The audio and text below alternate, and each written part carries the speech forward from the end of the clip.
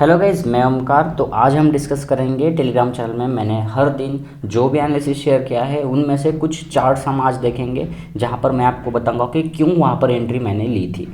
तो ये देखने के बाद आपको कुछ एक समझ में आएगा कि किस तरह से ब्रेकआउट होते हैं, किस तरह से हम सपोर्ट या रेजिस्टेंस कंसिडर करते हैं, किस तरह से हम लाइन ड्रॉ करते हैं। ठीक है, तो कोई भी रैंडम हम चार्ट लेंगे और उस पर डिस्कस कर सकते हैं। जैसे कि यहाँ पर आप देख सकते हो, यहाँ पर डेट है नवंबर मंथ में भी मैंने बहुत सारे एनालिसिस शेयर किए हैं। उसके पहले भी मैंने बहुत सारे एनालिसिस अक्टूबर में भी शेयर किए हैं। तो मतलब यहाँ पर मैं 2 साल से मेरा एनालिसिस शेयर कर रहा हूँ। तो आपको अगर प्राइस एक्शन के बारे में रिजल्ट देखना है कि किस तरह प्राइस एक्शन चलता है, किस तरह से ब्रेकआउट मिलते हैं, किस तरह से हमें लाइन ड्रॉ करनी होगी, अगर ये बैक टेस्टिंग आपको करना है तो आप मेरे टेलीग्राम चैनल में आपकी बैक टेस्टिंग कर सकते हो। यहाँ पर मुहूर्त ट्रेडिंग के दिन भी जो भी एनालिसिस मैंने शेयर किया था वो भी यहाँ पर शेयर कर दिया था। तो ये बहुत सारे एनालिसिस मैं यहाँ पर शेयर करता रहता हूँ। उसी के साथ साथ जो NISM की सीरीज़ थी एग्ज़ाम, उसका भी मैंने कुछ कितने मार्क्स के लिए कौन सा सिलेबस होगा, कौन सा चैप्टर होगा, ये भी शेयर कर दिया था। फिर बाद में NISM की बुक भी शेयर किए थे। बहुत सारे ट्रेडिंग रिलेटेड बुक्स भी मैंने इस टेलीग्राम चैनल में शेयर कर दिए हैं। ठीक है, तो अभी हम चार्ट के एनालिसिस देखेंगे कि किस तरह से यहाँ पर मैं एंट्री लेता हूँ, किस तरह से हम ब्रेकआउट लेते हैं। ठीक है, तो सिंपली ये चार्ट ओपन करते हैं। ये चार्ट में हम डायरेक्टली सेकेंड एंट्री देखते हैं। फर्स्ट एंट्री जाने दो, सेकेंड एंट्री देखते हैं। सेकेंड एंट्री में आप बोलोगे कि यहाँ पर फर्स्ट सपोर्ट है, फिर सेकेंड सपोर्ट है, तो ये कुछ इतना भी बड़ा एनालिसिस नहीं है और डायरेक्टली आपने यहाँ पर लाइन खींच दी और इस ब्रेकआउट के ऊपर आप ट्रेड कर रहे हो। तो इस तरह आप कैसे कर सकते हो, क्योंकि फर्स्ट वाली अगर एंट्री आप देखोगे तो यहाँ पर first support, second support, third support है। इतने सपोर्ट लेने के बाद यहाँ पर कंफर्मेशन मिलता है कि ये ट्रेड लाइन सही है, ये सपोर्ट जो हमने निकाला है वो सही है, इसके ब्रेकआउट के ऊपर हम ट्रेड कर सकते हैं। लेकिन यहाँ पर तो ऐसा कुछ नहीं है, फिर भी आप ट्रेड कर रहे हो। तो ऐसा क्यों है? क्योंकि इसके पीछे एक रीज़न है। क्या है वो रीज़न? ये है कि मार्केट ओपन होने के बाद यहाँ पर डाउन साइड मूवमेंट कर चुका है ऑलरेडी। वो हमें दिखा चुका है कि वो डाउन साइड की तरफ जाने वाला है। तो यहाँ पर हमें सिर्फ ये देखना है कि कहाँ पर हम सपोर्ट ट्रेड लाइन ड्रॉ कर सकते हैं। समझ लो ये फर्स्ट सपोर्ट लेंगे तो इसके बाद हम सपोर्ट ट्रेड लाइन यहाँ पर ड्रॉ नहीं कर सकते। ये सपोर्ट अगर कंसिडर करेंगे तो इसके बाद भी हमें सपोर्ट ट्रेड लाइन नहीं मिली है। ये सपोर्ट के बाद हमें एक अगला सपोर्ट मिला है जहाँ पर हम यहाँ पर ट्रेड लाइन खींच सकते हैं। तो ये ट्रेड लाइन के बाद हम डाउन ट्रेंड में एंट्री ले रहे हैं। यहाँ पर हम ये ये जो सपोर्ट लाइन है इसके ऊपर ट्रेड नहीं ले रहे, हम जो डाउन ट्रेंड में एंट्री ले रहे हैं। तो उसके लिए हमें सिर्फ इतना ही काफ़ी है कि हम कहाँ पर एंट्री ले और मार्केट हमें कुछ सपोर्ट ट्रेड लाइन ड्रॉ करने का मौका दे। तो यहाँ पर मार्केट ने मौका दे दिया, इसलिए हमने यहाँ पर एंट्री ले ली। तो इस तरह से ये एंट्री हमारी हो सकती है। फिर आगे हम देखेंगे और एक कुछ, जहाँ पर ये देख लो ब्रेकआउट तो बहुत अच्छा चला। फिर अगले दिन मार्केट क्या हुआ, पी का ऑप्शन यहाँ पर 10% मूव हुआ। ठीक है, मतलब जो हमने एंट्री वहाँ पर ले ली तो वही टाइम अगर फ्रेम आप ऑप्शन में कैलकुलेट करोगे तो ऑप्शन में यही 2-4 मिनट के अंदर 10 मिनट का प्रॉफिट हो रहा है। तो 10 मिनट का अगर प्रॉफिट हो रहा है तो 10% का प्रॉफिट हो रहा है तो 10% का स्टॉप लॉस भी होगा हमारा यहाँ पर। ठीक है, तो इस तरह से कुछ एनालिसिस यहाँ पर होता है। फिर बाद में ये चार्ट देख लो। ये चार्ट मैंने ब्रेकआउट से पहले शेयर किया है, ब्रेकआउट के बाद क्या होगा वो हम देखेंगे। ठीक है, ये हो गया निफ्टी का ट्रायंगल, और निफ्टी का ट्रायंगल ने यहाँ पर फिर बाद में ब्रेकआउट दे दिया। तो यहाँ पर 1:1 का टारगेट अगर हम लगाए थे वो अचीव हो गया। ठीक है, यहाँ पर 9% का प्रॉफिट हुआ। तो मेरी एक ऐसी स्ट्रैटेजी है कि मैं हर दिन 10:30 से पहले एक एंट्री फिक्स लेता हूँ और वहाँ पर मुझे प्रॉफिट या लॉस होता है वो मैं लेकर निकल जाता हूँ। मुझे इतना पता है कि 90% एक्यूरेसी रेट मेरा ज़्यादा है अगर मैं 10:30 से पहले ट्रेड लेता हूँ। 10:30 के बाद अगर मैं ट्रेड लेता हूँ तो थोड़ी एक्यूरेसी मेरी डिस्टर्ब हो जाती है, इसलिए मैं 10:30 से पहले ही ट्रेड लेकर मार्केट से निकल जाता हूँ। ठीक है, तो उसी दिन सेकेंड ट्रेड अगर हम देखेंगे तो फर्स्ट ट्रेड हमारा ये ट्रायंगल था। ट्रायंगल के बाद में यहाँ पर हमें प्रॉफिट मिला, फिर मार्केट ऊपर चला गया, रेजिस्टेंस लिया उसी लाइन के ऊपर, और कुछ इस तरह से चल रहा था। तो इस तरह से चलते टाइम यहाँ पर फर्स्ट सपोर्ट था, उसके बाद उसी लेवल के ऊपर एक हॉरिजॉन्टल सपोर्ट हमें देखने को मिला, और हॉरिजॉन्टल सपोर्ट लेने के बाद मार्केट ऊपर नहीं गया, मार्केट यहीं पर था और फिर नीचे आने की कोशिश कर रहा था। तो हम यहाँ पर एंट्री ले सकते हैं। ठीक है, फर्स्ट सपोर्ट और सेकंड सपोर्ट के बीच में इतना बड़ा गैप है तो इसके बाद मैं एंट्री नहीं लूँगा। अगर ये यहाँ पर सपोर्ट लेने के बाद कुछ यहाँ पर सेकंड लेगा, फिर बाद में यहाँ पर थर्ड लेगा, यहाँ पर फोर्थ लेगा, तो मैं एंट्री ले सकता हूँ। लेकिन यहाँ पर एंट्री मैं क्यों ले रहा हूँ इतना बड़ा गैप होने के बावजूद भी? क्योंकि सपोर्ट लेने के बाद मार्केट अप नहीं जा रहा है, मार्केट इसी के ऊपर फॉल हो रहा है, ठीक है। तो यहाँ से ब्रेकआउट देने के बाद और नीचे गिरेगा, इतना यहाँ पर आपको एक्सपीरियंस आ जाएगा अगर आप डेली मार्केट को एनालिसिस करते हो, ठीक। तो फिर बाद में 7 दिसंबर को देखते हैं। 7 दिसंबर को मार्केट यहाँ पर ओपन हुआ, ये गैप अप था या गैप डाउन था ये अलग बात है, लेकिन ओपन होने के बाद एक हाई मिला, हाई के बाद थोड़ा मार्केट नीचे आया और एक पॉइंट मिला, फिर थोड़ा नीचे आया और यहाँ पर एक पॉइंट मिला। समझो ये 3 पॉइंट मुझे दिख गए, मैंने यहाँ पर एक रेजिस्टेंस लाइन ड्रॉ करी और आपके साथ शेयर कर दी। उसके बाद क्या हुआ, वो रेजिस्टेंस लाइन फिर बाद में ब्रेक हुई, देख लो यहाँ पर ब्रेक हुई। ब्रेक होने के बाद हमें डायरेक्टली टारगेट ही मिला, यहाँ पर स्टॉप लॉस नहीं मिला, ठीक है। तो ये भी एंट्री थी 10:30 से पहले, जहाँ पर 8% का प्रॉफिट हमने अचीव कर लिया था। अगर वो फिर बाद में हम देखेंगे, यही ब्रेकआउट है समझ लो, यही ब्रेकआउट के बाद इस कैंडल को देख लो आप किस तरह से अपसाइड की मूवमेंट आ गई। तो ये मूवमेंट हमने कैप्चर करी या नहीं करी ये अलग बात है, क्योंकि हमारा जहाँ तक प्रॉफिट बनता था हमने 8% प्रॉफिट लेकर मार्केट से निकल गए। आगे बाद में मार्केट ऊपर इतना बढ़े या नीचे गिरे ये हमें रिक्वायर नहीं है, ठीक है। तो यहाँ पर मार्केट ने अच्छी खासी मूवमेंट दी, लगभग 25% यहाँ पर दी है, लेकिन हमें लालच नहीं करनी है, क्योंकि हर एक ट्रेड यहाँ पर 25% आपको प्रॉफिट नहीं देगा। इसलिए जितना रिक्वायर्ड है 8% जितना आपको मिला है उतना लेकर निकल जाओ, ठीक है। फिर बाद में हम देखेंगे और एक हमें चैनल मिला जो था निफ्टी बैंक में। निफ्टी 50 में तो फर्स्ट ट्रेड हमारा खत्म हो गया, लेकिन उसी टाइम अगर निफ्टी बैंक को कंपेयर करेंगे तो निफ्टी बैंक में कुछ ऐसा पैटर्न बना था और इस पैटर्न को मार्केट ने यहाँ पर ब्रेकआउट दिया था। इसलिए ये जो मूवमेंट आई है यहाँ पर निफ्टी बैंक में, वही टाइम फ्रेम के ऊपर यहाँ पर निफ्टी 50 में इतनी बड़ी कैंडल हमें देखने को मिली है, ठीक है। तो ये रीज़न था इसके पीछे, ठीक है। फिर बाद में 8 दिसंबर को मैंने कुछ एनालिसिस किया। ये एनालिसिस ऐसा था कि मार्केट ओपन हुआ, ऊपर जाने की कोशिश करा, हमें एंट्री लेनी थी लेकिन नहीं मिल रही। यहाँ पर फर्स्ट रेजिस्टेंस देख लो, फिर बाद में सेकंड रेजिस्टेंस, फिर बाद में थर्ड रेजिस्टेंस। हमें एंट्री के लिए एक लाइन खींच दी, ब्रेकआउट मिला, प्रॉफिट भी मिला, फिर बाद में यहाँ पर एक हाई लगा दिया, फिर एक सेकेंड रेजिस्टेंस, फिर एक थर्ड रेजिस्टेंस, फिर एक लाइन हमने ड्रॉ कर दी, इसको भी ब्रेकआउट मिला, इसको भी प्रॉफिट मिला। देख रहे हो, मतलब इजी है शेयर मार्केट में एनालिसिस करना। जस्ट आपको इतना ही इंपॉर्टेंट है कि आपको एक्सपीरियंस होना चाहिए कि आप जो कर रहे हो वो कंटिन्यूसली करो, ठीक है।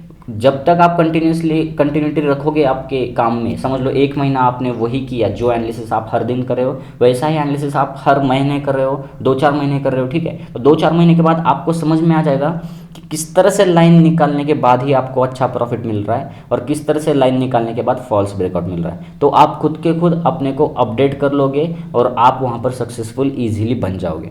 अभी हम देखते हैं यहाँ पर शार्प सेलिंग आई तो हमने यहाँ पर एंट्री नहीं ली, ऐसा कुछ मैंने बोला है। ये वही चार्ट है, क्योंकि यहाँ पर आप देख लो एक फेंट लाइन मैंने इसका जो भी डार्कनेस था वो मैंने यहाँ पर फेंट कर दिया है, क्योंकि आपको ये दूसरा पैटर्न यहाँ पर देखने को मिले।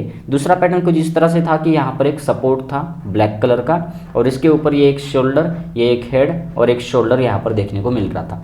तो ये पैटर्न को देख लो, ब्रेकआउट किस तरह से एकदम शार्प सेलिंग यहाँ पर आ गई और शार्प सेलिंग की वजह से यहाँ पर हम एंट्री नहीं ले सके। अगर मूवमेंट स्मूथ होती है तो हम यहाँ पर एंट्री ले लेते, ठीक है।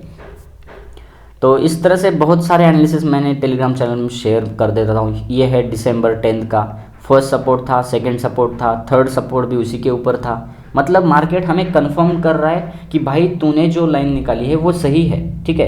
तूने ये 2 पॉइंट कंसिडर करके लाइन निकाली तो मैं उसी के ऊपर अगर सपोर्ट ले रहा हूँ तो मैं तुमको कंफर्मेशन दे रहा हूँ कि भाई ये लाइन सही है, अगर ये ब्रेकआउट देती है तो मैं तेरे को प्रॉफिट दे दूंगा, ठीक है। तो इस तरह से मार्केट अगर ब्रेकआउट दे रहा है तो यहाँ पर हम एंट्री लेंगे, स्टॉप लॉस जो होगा वो होगा, उसके बाद जो हमारा टारगेट होगा वो होगा। मार्केट हमें टारगेट ही देगा, इतना मैं कंफर्म आपको बोल सकता हूँ, ठीक है। क्योंकि आपको एक्सपीरियंस है तो आप वहाँ पर अच्छे से प्रॉफिट कमा लोगे, ठीक है।